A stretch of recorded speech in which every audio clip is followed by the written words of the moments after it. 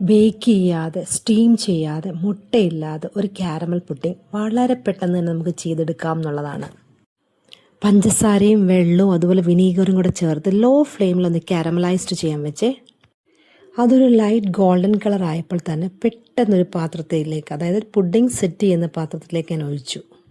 എന്നിട്ട് വേറൊരു പാത്രത്തിൽ പാല് തിളപ്പിക്കാൻ വെച്ചു. എന്നിട്ട് ആദ്യം കസ്റ്റർഡ് പൗഡർ ഇട്ടു, പിന്നെ പഞ്ചസാര ഇട്ടു, എന്നിട്ട് നന്നായി ഇളക്കി. ഈ സമയത്ത് തീ ഒന്നും കൂട്ടിയിട്ട് ചെയ്യാൻ പാടില്ല.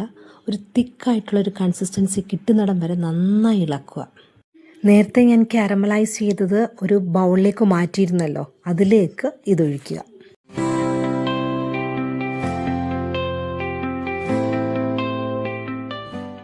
ഇതിൻ്റെ ചൂടെല്ലാം മാറിയതിന് ശേഷം വേണം നമുക്ക് ഫ്രിഡ്ജിൽ വെക്കാനായിട്ട്. ഫ്രീസറിലൊന്നും വെക്കേണ്ട ആവശ്യമില്ല. ഞാനൊരു 6 മണിക്കൂർ കഴിഞ്ഞപ്പോൾ ഫ്രിഡ്ജിൽ നിന്നും പുറത്തെടുത്തു. ആഹാ, ഇതിൻ്റെ ഒരു ടെക്സ്ചർ കണ്ടോ? It looks absolutely tempting. വളരെ സിൽക്കി ആയിട്ടും സോഫ്റ്റായിട്ടും തോന്നുന്നുണ്ട് അല്ലേ? എന്തൊരു ടേസ്റ്റാണെന്നറിയാമോ? വായിലേക്ക് ഇട്ടപ്പോൾ അതങ്ങ് അലിഞ്ഞു പോന്നു എന്നുള്ളതാണ്. ഇത് കട്ട് ചെയ്യുമ്പോൾ തന്നെ അറിയാം ഭയങ്കര സോഫ്റ്റാണെന്നുള്ളത്. വളരെ കുറച്ച് സമയം കൊണ്ട് നമുക്ക് വളരെ ടേസ്റ്റി ആയിട്ടുള്ളൊരു പുഡിംഗ് തയ്യാറാക്കി എടുക്കാം എന്നുള്ളതാണ്. നമുക്ക് അടുത്ത വീഡിയോയിൽ കാണാം. Bye bye.